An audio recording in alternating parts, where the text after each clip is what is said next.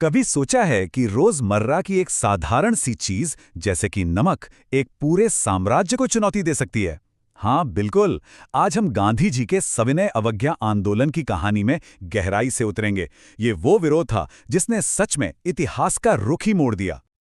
तो सवाल ये उठता है कि आखिर एक चुटकी नमक एक इतने बड़े साम्राज्य की नींव कैसे हिला सकता है। और ये कोई मामूली सवाल नहीं है। ये सवाल हमें सीधे उस अनोखी स्ट्रैटेजी के केंद्र में ले जाता है जिसने ब्रिटिश राज की जड़ें हिला दी थी। चलिए देखते हैं कि कैसे नमक, हाँ वही नमक, भारत की आजादी की लड़ाई का सबसे बड़ा प्रतीक बन गया। चलिए थोड़ा टाइम ट्रैवल करते हैं। साल था 1930। उस वक्त के भारत का माहौल सोचिए। हवा में एक अजीब सा तनाव था। एक तरफ आर्थिक संकट, दूसरी तरफ राजनीतिक बेचैनी। ऐसा लग रहा था मानो पूरा देश बस एक चिंगारी का इंतजार कर रहा हो, और वो चिंगारी बस भड़कने ही वाली थी। तो सविनय अवज्ञा ये था क्या आखिर? देखिए, ये सिर्फ एक विरोध नहीं था, ये एक सोची समझी स्ट्रैटेजिक चाल थी। पहले के असहयोग आंदोलन से एक कदम आगे। इसका मतलब था कि अब सिर्फ सहयोग नहीं करेंगे ऐसा नहीं, बल्कि हम जानबूझकर, लेकिन हाँ बिल्कुल शांति से उन कानूनों को तोड़ेंगे जो गलत हैं, जो अन्यायपूर्ण हैं। सोचकर देखिए, ये अपने आप में कितना शक्तिशाली संदेश था। तो आखिर ये आग लगी क्यों? इसके पीछे आमतौर पर 3 बड़ी वजह मानी जाती हैं। पहली, 1929 की महामंदी। इसने भारतीय अर्थव्यवस्था को बिल्कुल तबाह कर दिया था, हर तरफ निराशा थी। दूसरी, नमक पर ब्रिटिश सरकार का कंट्रोल और टैक्स। नमक जो हर घर की जरूरत है, उस पर टैक्स लगाना लोगों को बहुत ज्यादा चुभ रहा था। और तीसरी और आखिरी वजह, जब गांधी जी ने सुधार के लिए अपनी 11 मांगें रखीं, तो उस वक्त के वाइसरॉय लॉर्ड इरविन ने उन्हें साफ मना कर दिया। बस इन सब चीजों ने मिलकर एक ऐसी स्थिति बना दी थी जो फटने के लिए तैयार थी। अब जब ब्रिटिश सरकार ने साफ इनकार कर दिया, तो गांधी जी ने एक ऐसा जवाब दिया जो इतिहास के पन्नों में हमेशा के लिए अमर हो गया। उनका जवाब लफ्जों में नहीं था, उनका जवाब था एक 240 मील लंबा सफर, एक मार्च। 240 मील। जरा इस नंबर को अपने दिमाग में बैठाइए। ये दूरी गांधी जी और उनके अनुयायियों ने पैदल तय की थी।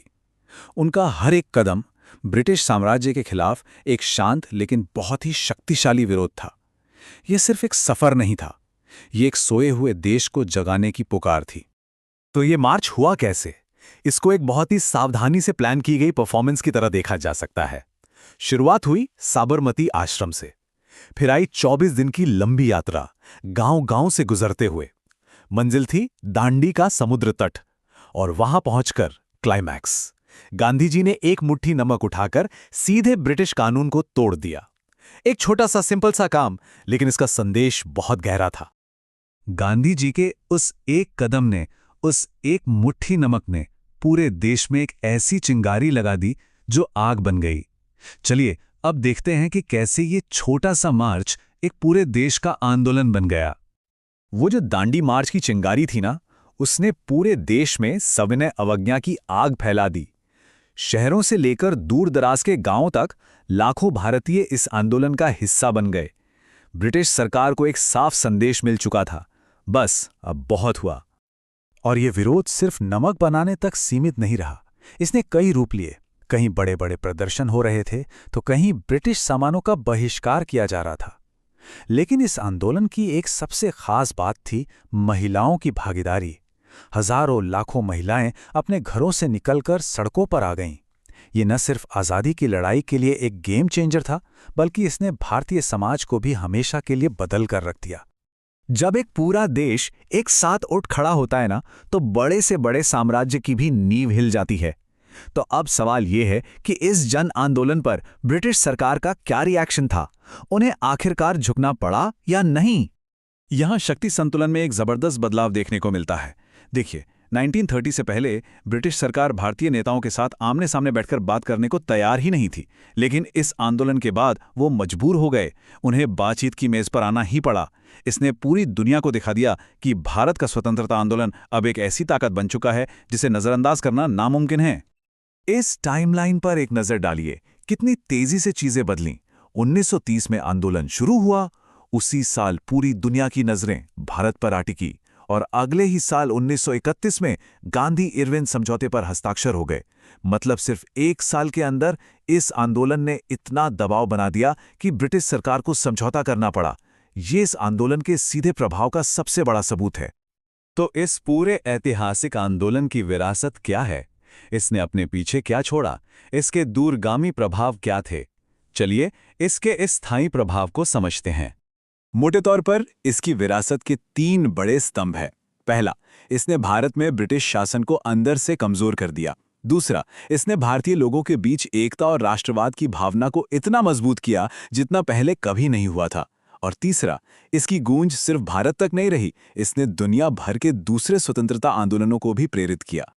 और शायद इस आंदोलन का सबसे बड़ा, सबसे जरूरी सबक यही था, अहिंसक प्रतिरोध की ताकत। इसने दुनिया को ये दिखा दिया कि नैतिक बल और शांतिपूर्ण अवज्ञा किसी भी दमनकारी शासन के खिलाफ सबसे शक्तिशाली हथियार हो सकते हैं। तो अंत में सविनय अवज्ञा आंदोलन ने न सिर्फ 1947 में भारत की आज़ादी का रास्ता साफ किया, बल्कि इसने पूरी दुनिया में बदलाव लाने के लिए एक खाका तैयार कर दिया। एक ऐसा ब्लूप्रिंट जिसका इस्तेमाल बाद में दुनिया भर के नागरिक अधिकार आंदोलनों ने किया, जिसमें अमेरिका में मार्टिन लूथर किंग जूनियर का आंदोलन एक बहुत बड़ा उदाहरण है। और इसी सवाल के साथ हम आज की ये चर्चा खत्म करते हैं। आज की दुनिया में हम शांतिपूर्ण अहिंसक प्रतिरोध की इस ताकत को, इस विरासत को कहां-कहां काम करते हुए देखते हैं। गांधी जी का संदेश आज भी उतना ही प्रासंगिक है जितना ये 1930 में था। इस पर सोचिएगा जरूर।